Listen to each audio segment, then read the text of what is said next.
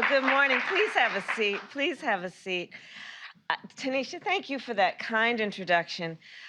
She and her family, her husband, have been so courageous in telling their story and really speaking up and speaking out to help fix a terribly broken system. Tanisha, I'm talking about you.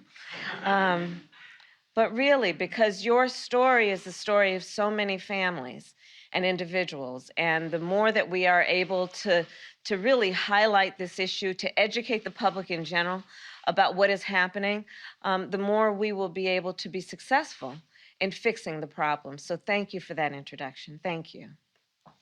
So today we are joined by the Secretary of Housing and Urban Development, the great Marcia Fudge. I'm going to go off script and say that this is a real national leader. In her years in the United States Congress, she was always fighting for families, for working families, and for homeowners. As the Secretary of HUD, this has been personal to her to push through the bureaucracy to make this a priority, and it will benefit so many people who deserve to be seen. So thank you, Secretary Fudge, for all that you do.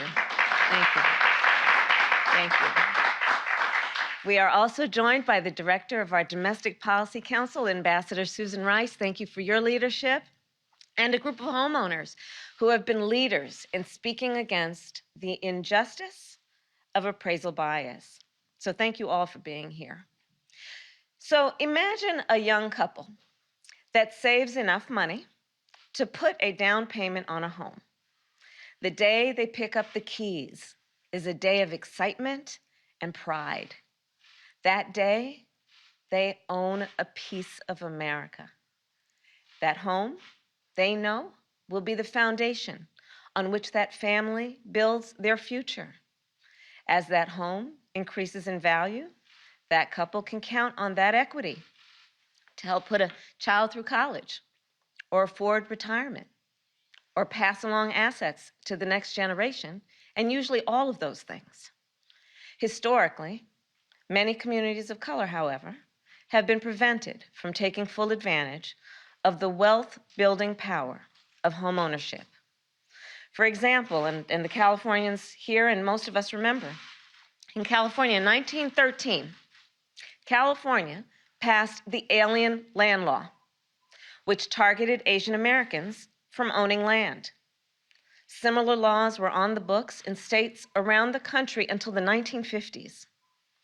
In the early 20th century, millions of Latino Americans were removed from our country, their property confiscated in an illegal act inaccurately known as repatriation. And segregation, restrictive covenants, and redlining long denied Black homeowners a share in the American dream.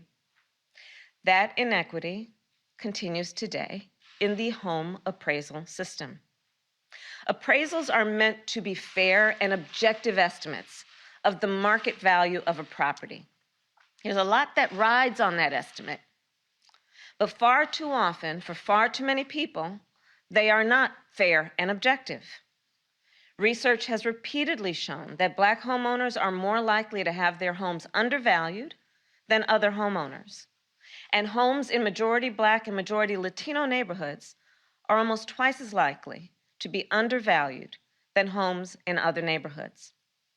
Because their homes are undervalued, because understand there's a real consequence, Black and Latino people often have to pay more for their mortgage, receive less when they sell the home, and are less able to access home equity lines of credit.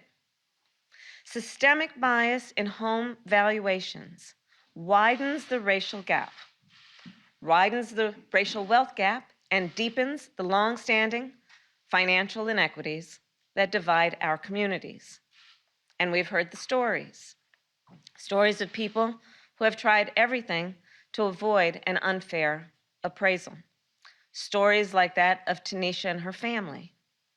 And these stories are shocking, and they are evidence that systemic change is urgently needed.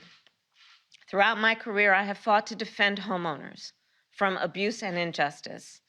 As Tanisha shared, when I was the Attorney General of California, we secured $20 billion for homeowners harmed by the big banks during the foreclosure crisis.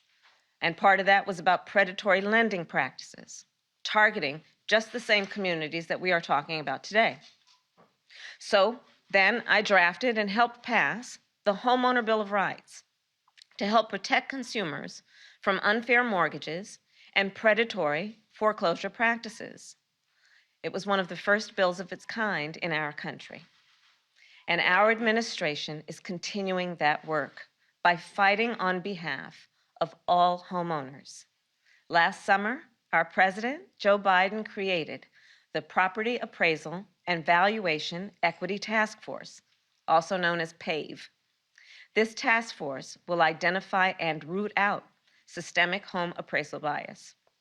Today, after months of deliberation and collaboration with homeowners and home buyers, representatives of the mortgage and appraisal industry, and community leaders, our administration is releasing the PAVE Action Plan. This plan outlines a comprehensive set of actions that our administration will take to advance equity in the appraisal process. The home appraisal workforce is one of the least diverse in our nation. Less than 5% of home appraisers in America are people of color. This lack of diversity can introduce both conscious and unconscious biases that make home appraisals less accurate and less fair. Our administration will now require those who conduct appraisals for federal programs must take part in anti-bias, fair housing, and fair lending training. There are solutions. There are solutions. And we will work with the industry to require all appraisers to receive this training. We will also help expand the training pipeline for new appraisers. In many states, in addition to classroom learning, appraisers have to complete thousands of hours of apprenticeship-like training before they become fully certified. So these apprenticeships, well, they're often unpaid. And apprentices often are required to find an appraiser themselves who is willing to take them on as a trainee. So if they don't have those relationships, if those relationships don't exist in their community, then it is much more difficult for them to satisfy the requirements to become an appraiser. So we have to take that into account also. And the solution, part of the solution, is to provide funding and technical assistance to states to make pathways into the profession more accessible for underrepresented groups. Another issue is home appraisal algorithms. So algorithms, it's a fancy word for basically a system that will make decisions, right, based on the input it has, that will arrive at conclusions that can have a real impact on the subjects of those decisions. So these algorithms, the home appraisal algorithms, have the potential, when used properly, to reduce bias in the home appraisal process. But if these algorithms are based on biased data, well, then there's a real risk they could produce biased valuations. So to address this, we are proud to announce that new rules are being developed to eliminate bias in appraisal algorithms. Rules that, if, and I'm going to say when, approved, will apply to all lenders using these technologies. So today we are releasing a resource guide for homeowners and home buyers who suspect that they have received a biased appraisal. And this guide will explain to folks who are concerned that this might have happened their rights. It'll explain their rights as consumers to challenge and correct a biased appraisal. And it is available on the website at HUD and will be available to all those who would like to have that information. Today we are also launching a public awareness campaign to ensure consumers that they know their rights before they seek a home appraisal. And our action plan serves as an important step toward a more just and equitable home valuation system. Our administration will continue to fight to ensure that all homeowners and home buyers in our nation are treated fairly.